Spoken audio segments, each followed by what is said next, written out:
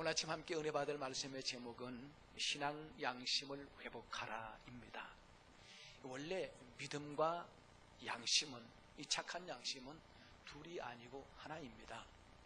우리가 예수 그리스도를 믿을 때 일어나는 첫 번째 변화는 바로 양심의 변화입니다. 이 성경에 보면은 이 양심에 대해서 세 가지로 말하고 있는데, 첫째는 오늘 본문 말씀대로 착한 양심 혹은 선한 양심이 있다라고 말합니다.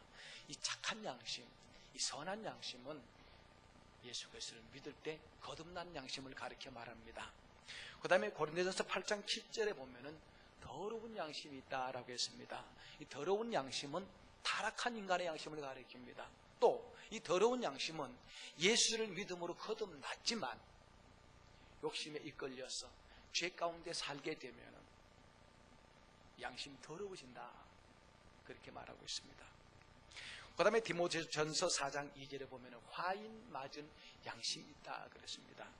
이 화인 맞은 양심이라는 것은 하나님께 심판받기로 작정된 자들, 이런 사람들은 끝까지 회개하지 않습니다.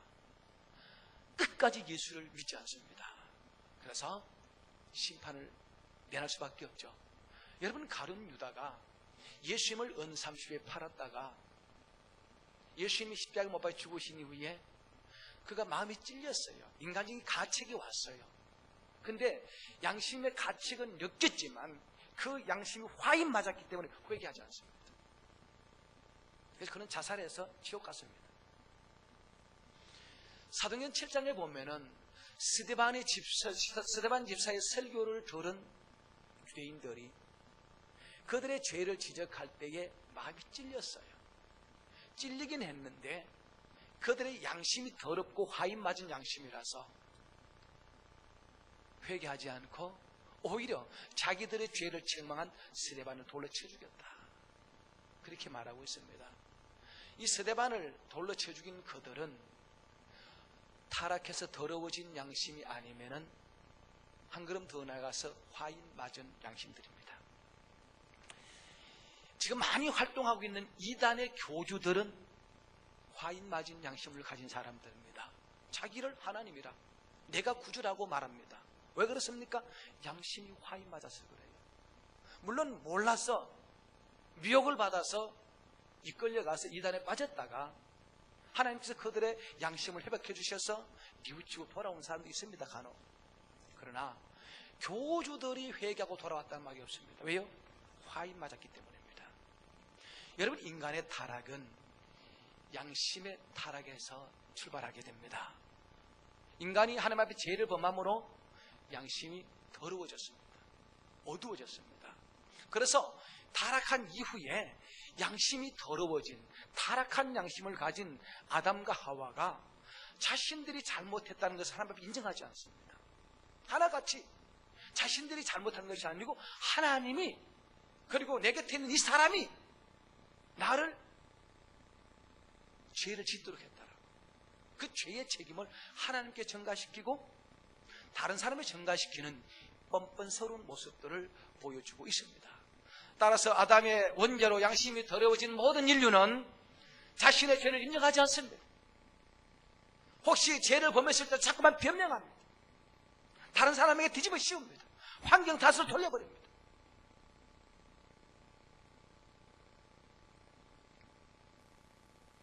근데 우리가 예수님을 믿어서 구원을 받게 되는 것은 하나님께서 예수님의 피로 우리 죄를 씻어주셨다고 했는데, 우리 무엇을 씻어주셨는가 하면은 우리의 더러워진 타락한 양심을 주의 피로 씻어주셨다라고 성경 그렇게 말하고 있습니다. 히브리서 9장 14절에 보면은 하물며 영원하신 성령으로 말미암아 흠 없는 자기를 하나님께 드린 그리스도의 피가 어찌 너희 양심을 죽은 행실에서 깨끗하게 하지 못하겠느냐 했습니다. 베드로전서 3장 21절 말씀을 보면은 물은 예수 그리스도께서 부활하심으로 말미암아 이제 너희를 구원하는 편이 곧 세례라. 이는 육체의 더러운 것을 제하여 버림이 아니요 하나님을 향한 선한 양심의 강군이라. 지금 우리 바뀐 개정 성경에는 하나님을 향한 선한 양심의 간군이라고 했는데 바뀌기 전에 개혁 성경에는 뭐라고 하고 있는가 하면은 선한 양심이 하나님을 찾아가는 것이니라 그렇게 말했습니다. 요건 개혁 성경의 번역이 더 원어에 가깝습니다. 거듭났다는 게 뭡니까? 양심이 회복되고 양심이 예수의 피로 뿌림을 받아서 이제 회복된 거듭난 양심이 하나님께 찾아간다는 거예요. 이게 구원받은 사람들의 모습입니다. 그러므로 거듭난 양심, 곧 선하고 착한 양심을 가진 사람은 자신이 죄인임을 깨닫게 됩니다. 그리고 이 죄에서 나를 구원하실 분은 오직 십자가에 못 박혀 죽으시고 부활하신 예수 그리스도를 믿는 믿음 이외에는 다른 길이 없다라고 믿습니다. 우리가 바울 사도가 거듭나지 못했을 때, 그는 타락한 양심을 가지고 있었을 때, 그는 자신을 가장 의로운 사람, 가장 깨끗한 사람, 가장 경건한 사람이라고 그렇게 자부를 했습니다. 그래서 이 더러워진 양심이 자기가 어렵다 생각하니까 예수 믿는 사람들 다 죄인이다 핍박하고 하나님을 반역하고 하나님의 교회를 해치는 이런 죄악에 빠지고 말았습니다. 그러다가 성령으로 거듭나서 그 양심이 핏부림으로 새롭게 변화될 때 그는 자기를 똑바로 성찰하게 되죠. 타락한 양심을 가지고 있을 때는 자신이 가장 세상에서 어려운 사람을 했는데 그 양심이 회복되니까 나는 죄인 중에 죄인 괴수이시다, 그렇게 고백을 했습니다. 우리 예수님께서 산상보훈에서 마음이 청결한 자는 복이 있나니 저희가 하나님을 볼 것이며 라고 했는데, 여기서 마음이 청결하다 하는 이 말은 다른 말로 하면 양심이 깨끗하다, 선하고 착한 양심을 가진 자다라고 그렇게 우리가 읽을 수가 있습니다. 여러분, 양심이 거듭나지 아니하면, 이 양심이 예수의 피로 씻음받지 못하면 절대로 내가 죄인임을 인정하지 않습니다. 누가 당신 죄인이라 그러면 이를 갈고 세대반을 돌려 치죽었던 것처럼 반항합니다. 그래서 이런 사람들은 예수 믿으면 제3복 부모한다는 절대로 예수를 영접하지 않습니다. 바꾸어 말하면 양심이 거듭난 사람만이 내가 죄인임을 자각하게 되고, 양심이 거듭난 사람만이 예수께서 나를 위하여 죽으셨구나, 이 예수를 믿으면 내가 제3복 구원받구나, 예수를 영접하게 되는 거예요. 여러분, 만일 여러분이 나는 죄인이다, 이 죄 때문에 내가 멸망받을 수밖에 없는 정말 타락한 죄인인데 예수님이 나를 위하여, 나를 구원하기 위하여 십자가에서 내 모든 죄를 다 용서해 주셨다, 예수님이 나의 구주시다, 예수 믿음이 나의 구원의 길이라고 믿어주신다면 여러분 양심은 거듭난 양심. 그런데 비록 양심이 거듭났을지라도 우리 신앙생활하면서 자꾸 이렇게 죄의 욕심이, 세상적인 욕심이 우리를 자꾸 미혹합니다. 욕심에 사로잡혀서 주의 말씀 불순종하고 자꾸 죄를 범하게 되면은 거듭난 양심일지라도 자꾸만 더러워집니다. 이 양심이 더러워지면은 죄에 대해서 둔감해져 버립니다. 그래서 죄를 지어도 양심의 가책을 느끼지 못합니다. 성도들이 하나님의 말씀대로 살지 아니하면서도 도무지 양심의 가책을 느끼지 않습니다. 여러분, 이 깨끗한 양심과 더러운 양심을 마치 우리가 입고 다니는 의복으로 비교할 수 있습니다. 만일 내가 하얗고 깨끗한 옷을 입고 다니면 조금만 더러운 티가 묻어도 민감해집니다. 거슬립니다. 이게 빨리 씻어야 되겠다는. 처음에 자동차를 구입했을 때 흠이 하나도 없을 때 조금만 기스나도 신경이 쓰이잖아요. 그러다가 자꾸 이렇게 부딪히고 기스가 나고 이게 오래되면은 아이고 막 그대로 버려둡니다. 처음에는 닦고 또 닦고 조금만 기스나면은 뭐 카센터 가서 또 손 보고 막 그랬는데 자꾸 기스가 쌓여지면은 이거 그냥 내버려둡니다. 더러운 양심이 더러워지면은 죄에 대해서 둔감해져 버리죠. 뭐 그럴 수밖에 없다 당연하게 여기면서 자기를 합리화시키고 나중에는요 죄를 짓고도 내가 죄를 짓는지 모르고 살아갑니다. 성경은 다윗은 참 실수도 많이 했습니다만 다윗은 참 양심이 깨끗한 사람이었어요. 어느 정도 깨끗했는가 하면은 사울 왕이 다윗을 죽이기 위해서 늘 군사를 몰고 쫓아다녔습니다.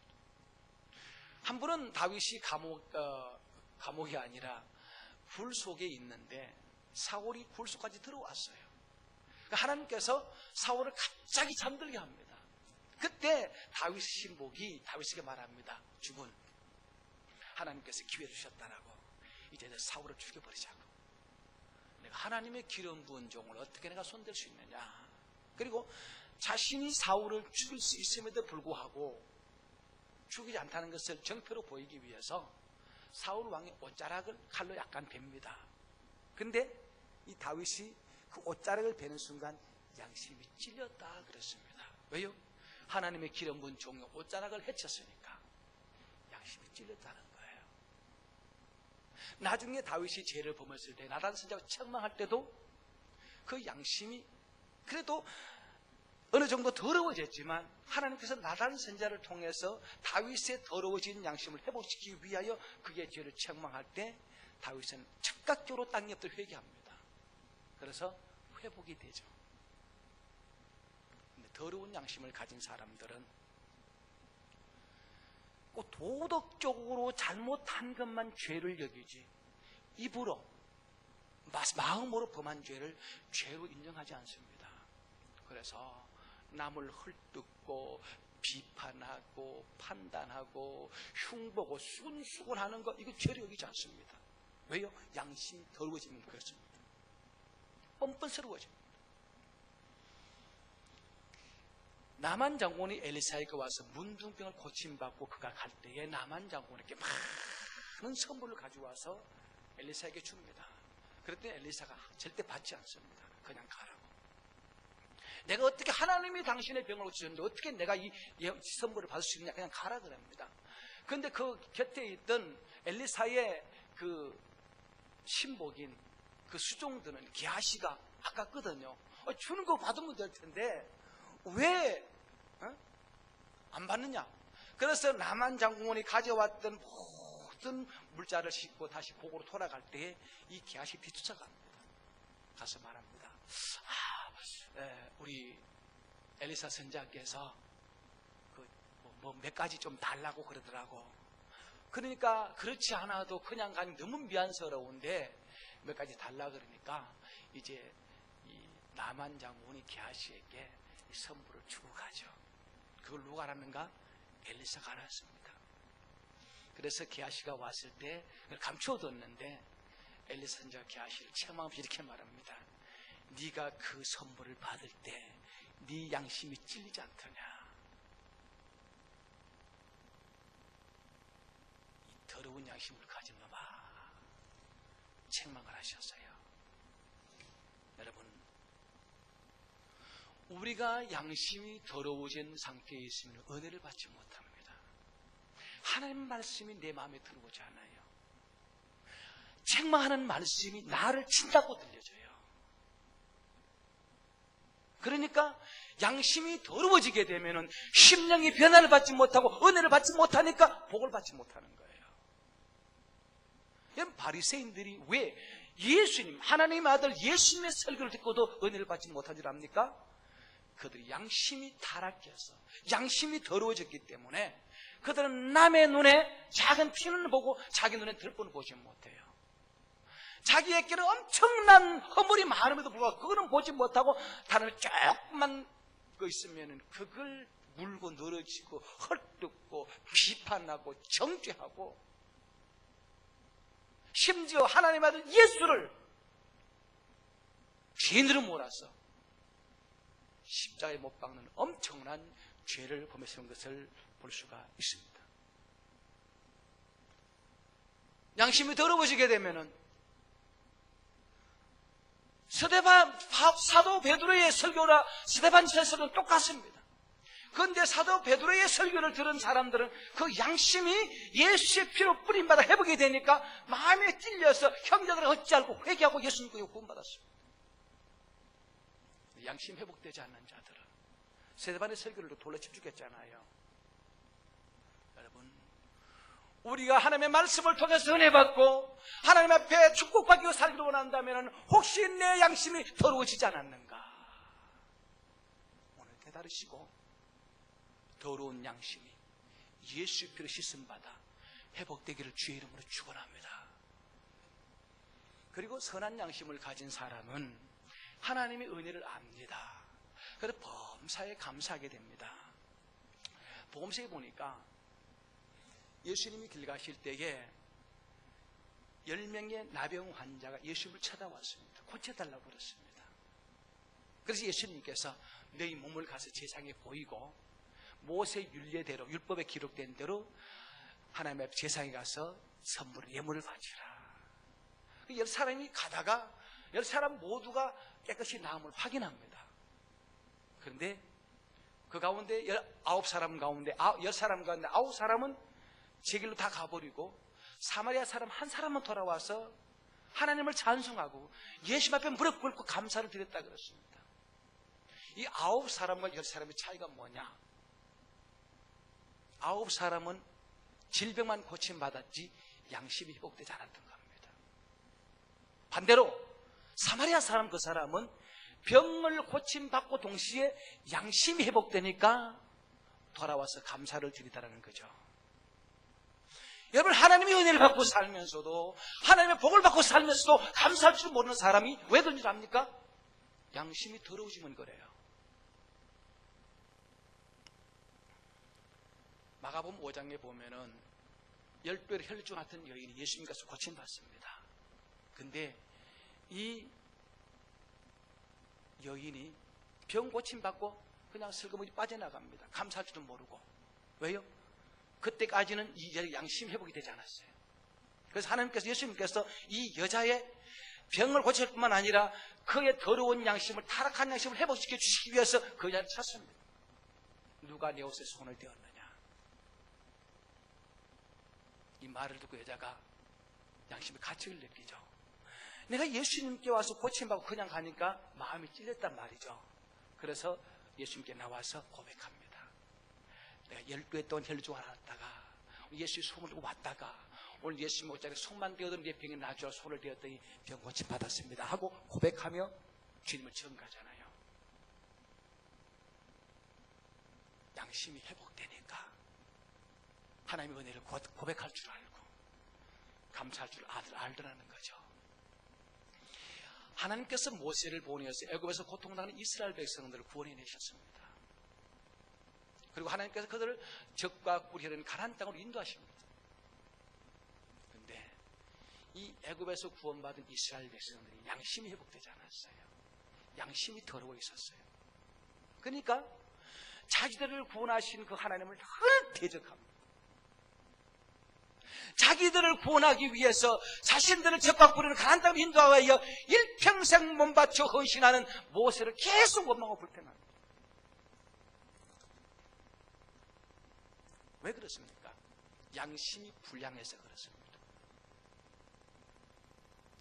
결국 그들은 광야의 징계를 받았습니다. 가나안 땅에 못 들어갔습니다. 지금도 마찬가지입니다. 천하를 주고도 살 수 없는 생명을 구원받은 우리 성도들 가운데 하나님께 감사할 줄 모릅니다. 늘 원망하고 불평하고 거역합니다. 양심이 불량해서 그렇습니다. 우리가 구약의 욥이라는 사람을 보면 하루아침에 재산 다 잃어버렸습니다. 10명의 자녀 다 잃어버렸습니다. 건강도 잃어버렸습니다. 근데 욥에게 한 가지 남은 게 있었습니다. 그게 뭡니까? 믿음과 착한 양심이었어요. 그가 마지막 남은 믿음과 착한 양심 때문에 그 모든 것을 다 잃어도 하나님을 원망하지 않습니다. 주신 자도 여호와시요 귀하신 자도 여호와시니 여호와 이름이 찬송을 받을지어다 하는 영광을 돌리잖아요.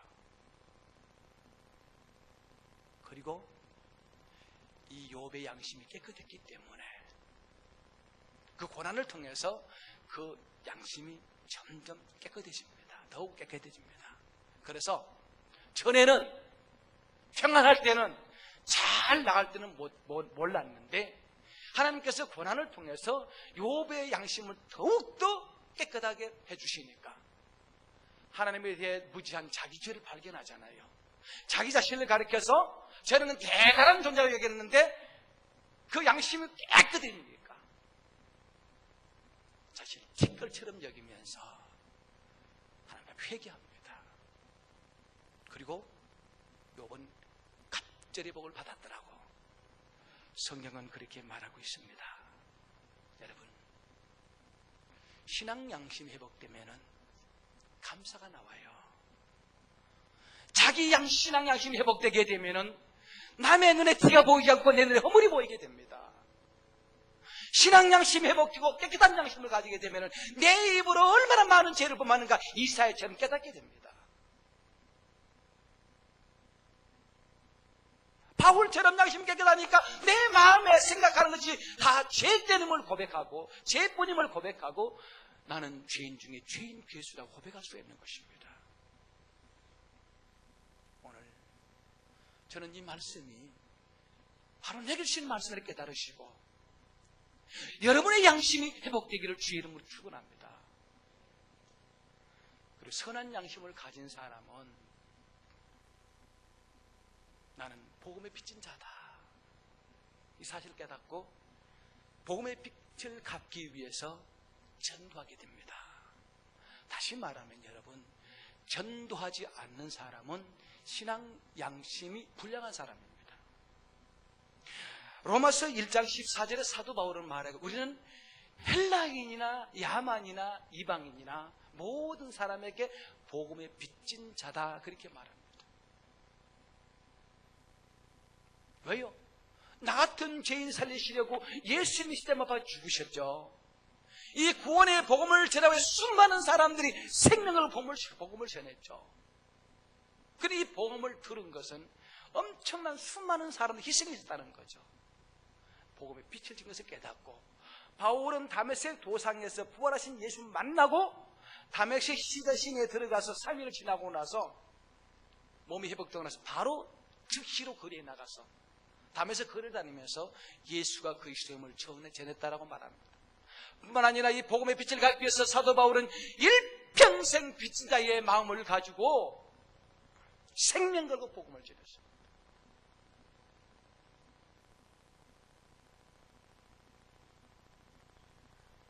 여러분, 남의 빚을 지고 빚을 갚지 않는 사람은 양심불량자입니다. 능력이 없으면 못 갚는 것은 어쩔 수 없는데 자기는 잘 먹고 잘 입고 잘 살면서 남에게는 빚을 안 갖고 사는 뻔뻔스러운 사람들은 양심이 더러워서 그렇습니다. 그리스도인들이 복음의 빚을 지고도 이 복음의 빚을 갚지 않는 사람은, 전도하지 않는 사람은 양심이 더러워졌어요. 불량한 사람들.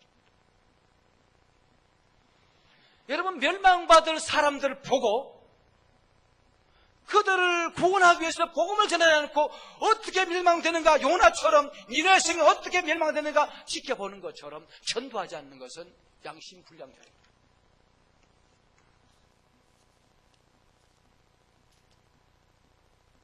예수님이 그 비유하신 말씀 가운데 예루살렘에서 여리고로 내려가던 한 사람이 강도를 만났어요.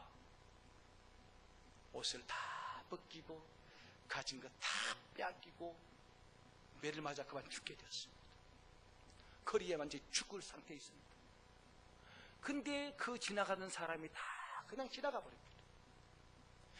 죽어가는 강도 만난 사람보다 그냥 지나가 버립니다. 왜요? 양심이 더러워서 그래요. 양심이 불량해서 그래요. 근데 사마리아 사람 한 사람이 지나가다가 그 강도 만난 사람 보고 치료해주고 여관에 들어가 계속 돌봐주었더라. 왜 그런 줄 압니까? 양심이 깨끗해서 그런 겁니다. 열왕기하 7장에 보면은 사마리아 성이 아람 군대가 진격해서 성을 에워싸고 있었기 때문에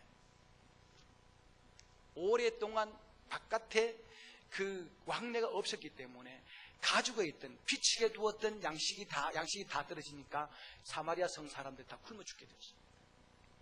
얼마나 비참했는가 하면은 여인들이 자신들이 낳은 자식들을 돌아가면서 오늘은 이 집 자식 삶아 먹고 내일은 저 집 자식 삶아 먹을 정도로 비참했어요. 성 안의 거리마다 죽은 시신을 그냥 좀 구제역으로 짐승들을 사처분해서 갖다 버리는 것처럼 시체가 막 나뒹굴었습니다. 너무 비참했어요. 그때 성 밖에 4명의 나병 환자가 있었어요.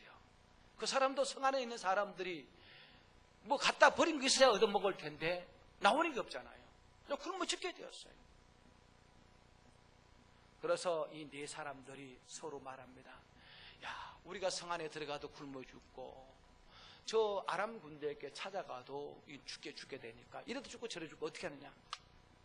죽을 때 죽더라도 우리 한번 살 길을 찾아보자. 그래가지고 아람 군대 진영으로 4사람이 나아갑니다. 근데 그 밤에 하나님께서 큰 군대의 소리를 일으키니까 이 아람 군대 군사들이 저 사마리아 성 사람들이 지원군을 요청해 지금 수많은 군대들이 우리를 쳐들어온다. 그래서 생각하고 36개 주랭랑을 놨습니다. 그들이 가지고 있던 모든 군수물자 군량들을 그대로 두고 맨몸으로 도망쳐갔습니다. 그러니까 이 아람 군대 진영에 가보니까 세상에 아무도 없습니다. 아무도 없고 그냥 막 창고마다 혹시 가득가득 쌓여져 있어요. 그래서 어떤 굶었던 4명의 나병 환자가 막 퍼먹고 또 좋은 옷들은 창고에 갖다 감추고 정신이 없었습니다. 지금 사마리아 성 안에는 수많은 사람들이 굶어 죽어가고 있는데 이 4명의 문둥병자들이 자기만 배불리 먹고 창고에 감춥니다. 그 4사람 가운데 한 사람이 양심 회복됩니다. 오늘날 우리가 구원의 기쁜 소식이 있는 날인데 저 성 안에 이 사실을 알지 못하고 수많은 사람이 굶어 죽어가고 있는데 우리가 가서 전하지 않고 잠자면 우리가 선치 못하다. 선치 못하다 하는 이 말은 우리 양심이 깨끗하지 못하다. 양심이 가책을 내겠다는 말이죠. 그래서 내 문둥병자가 사마리아 성에 들어가서 이 사실을 전합니다. 여러분, 하나님께서 우리들을 구원하시려고 저 아람 군대를 다 몰아내고 아람 군대가 갖고 있던 저 군량미가 창고마다 가득 쌓여 있습니다. 와서 먹고 구원받으십시오. 그래서 그 성사람들이 다 나와서 그 양식을 먹고 구원받았다라고 그렇게 말합니다. 양심이 불량했을 때는 자기들만 잘 먹고 잘 살았는데 양심이 회복되니까 멸망받을 수많은 사람들이 눈에 보이더라는 거죠. 생각이 나더라는 거죠. 여러분, 내 문둥병자를 희석의 현장으로 축복의 현장으로 부르신 것은 그들을 잘 먹고 잘 살라고 하신 것이 아니고 사마리아 성 안에 있는 사람들을 구원하기 위하여 소명자로 그들을 부른 것입니다. 하나님의 저희들을 다른 사람보다 먼저 부르셔서 예수 믿어 구원받게 하신 것은 아직도 하나님을 알지 못하고 예수를 알지 못하고 천국과 지옥도 알지 못하는 수많은 영혼들에게 가서 복음 전하라고 저들을 구원해내라고 우리를 사명자로 불러주신 거예요.